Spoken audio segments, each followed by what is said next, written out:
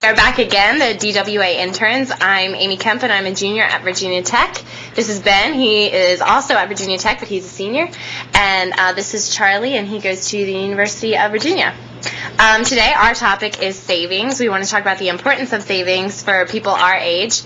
Not only does savings give you the obvious security and like a backup plan or an emergency fund, but it also gives you freedom and it gives you choices when you're making financial decisions. Whether or not the choice is as simple as you're going to go out to dinner or you're going to stay in, or something as big as studying abroad or taking some time off after graduation. Yeah, Tammy, who is one of our analysts at Dorsey, Wright & Associates, talked about choices and personal freedom. And when you have a savings account and you actually have money in the savings account, you don't have to worry about the day-to-day, your day-to-day money or living from paycheck to paycheck. And that's why savings, it's so important. And especially for kids like us who, we make money and then we go buy stuff and we have a good time. But at the end of the day, you look at your savings account and there's no money left. Right. Or you look at your checking account, there's no money left. Yeah, you need to put something aside. And right now you might be thinking to yourself, well, I don't have any money to put aside.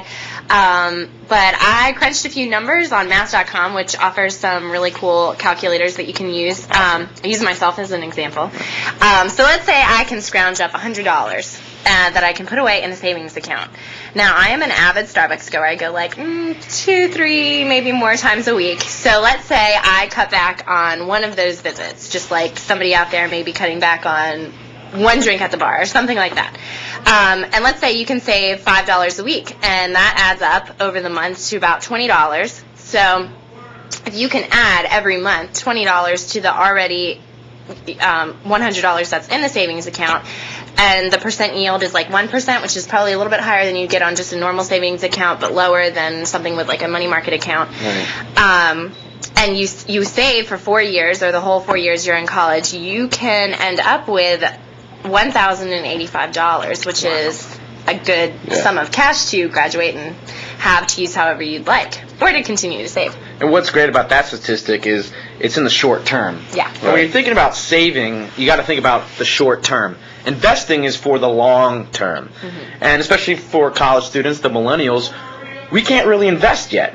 It'd be great if we could, but we have to think about the short term right now, building up that rainy day fund, making sure that we have money for the future, for the next 3 to 5 years. And I think that those numbers are great, and I just want to maybe give a brief example for maybe the guy that doesn't visit Starbucks quite as often. To put it into perspective to somebody like me, let's say you want to get a case of beer, all right, 20 long necks of Coors Light right now is going to run you about $18. Yeah. Natty Light, 24 of those is about $12 right now. There's your $6, and that gives you about the same numbers that Amy just crunched. And so it's just put it in perspective for each individual age and I guess gender out there for somebody that doesn't use Starbucks. But it doesn't just have to be what we're talking about. This is just one great example of just putting away $5 a week or something like that can go a long ways. That's great. So now we've talked about why savings are, why it's important. How can we use it? But where do we go to save? And that's what I'm going to talk about here right now. We have internet savings accounts through online banking, and we also have your standard local banks that you could use to create a savings account. And there's and you can set it up online with ING, FNBO Direct, E-Trade Bank, and there's many more out there. Your standard banks are normally like Bank of America, Wachovia, SunTrust. And traditionally, you will find higher interest rates with the internet banks. And the interest rates is normally called the annual percentage yield. So why should you use these online banks? I use one. I use ING, and it's a high interest rate. They normally have competitive interest rates, no fees or minimum balance, and they're easy to use. They have great user interface, and you can normally earn more at these online savings accounts than normally with your traditional banks, such as Wachovia, SunTrust. So how do you set these up? Well, guys, it's very easy. I don't want to sound like a salesman or anything. Seriously, you just go online, you type in one of these banks' names in Google or something like that, you sign up, you just give them your checking account number, it's very secure, and you have your account right there. And it's linked to your current checking account. Right, and some of these banks have like 2.8% interest, which is much higher. That's like 5 times more than your standard banks. And so if you want to use, if you don't like, you're kind of scared of the internet, you can just use like a Wachovia or SunTrust. You can sign up online, or you can just walk into their doors. You do have a lower interest rate than the online banks, and sometimes you have to have a minimum balance, and sometimes they do have fees. So you have to look out. And, as we said before, be a smart shopper. Try to find the best rates that work for you. Yeah. And I think I was going to talk a little bit about CD accounts. I know we discussed this earlier in the morning, and I didn't exactly know what one was, and I went and researched some to get some of the specifics on it. And CD stands for a certificate of deposit. And like Ben was just saying, it works kind of like a savings account, except for you leave your money in there for a fixed amount of time. So say you buy a 3-month CD. That means that you're letting that bank borrow your money for 3 months. And then at the end, once that 3-month matures, then you get your principal amount back, which could be maybe $500, and then the percent that you gained on that. And I've been looking at some of the different yields, the annual percentage yield or APY, and they've been varying from bank to bank. And like you said, once you go to like the Bank of America or Wachovia, it's a little bit less. One of the great sites that I saw was money-rates.com, and that literally just listed out all the rates that these different banks were giving out. I'll just mention one bank that you can get deposits or CDs from right now, and that's the GMAC Bank. And as you can imagine, this is one of the financial arms of GM, so they're kind of wanting deposits right now. And like a 3-month was earning 2.3%, 6 months 3.15%, and a 1 year 3.75%. Wow. And real quickly, it varies. Some banks will require a minimum of $5,000 or something like that. But research online, I noticed a lot only required maybe $500. So this is a good way to maybe start out in your investment career. Just if you have $500, buy a 3-month CD, and you'll see 2% return on that in 3 months, and that's something you can realize as a really young individual investor. And like with the CD, you get to know your time frame. Yeah. You're able to understand, how long you want to save for. Yeah. And then in the end, how long you want to invest for. Yeah. And I think there's another great way is the money market account. Money market accounts are similar to just normal savings accounts.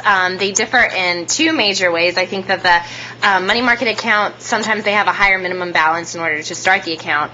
But then again, they also offer a higher yield, so you're making your money work for you. Also, they do have a limit. Usually it differs from bank to bank, but on how many withdrawals you can make from that account per year. I found numbers like between 3 and 6 withdrawals per year, so you need to keep that in mind. But all these different accounts are all about making your money work for you and your circumstance and whatever is best. So we've given you like just a few ideas. But you need to be wary of like service charges and transaction fees and anything that's different from bank to bank. So definitely shop around. One more thing I wanted to get to, we've kind of named a bunch of different accounts here. We've had the CD, savings account, and money market account. And I just wanted to go over the rainy day fund. And this isn't a specific name of a fund you can't go invest in. I wish. But this is something, maybe not for a college student, because a college student, we're just trying to get month to month. We don't have a whole lot to just put away. But maybe for the guy that's 22 years old, just got out of college, and now he's got a job.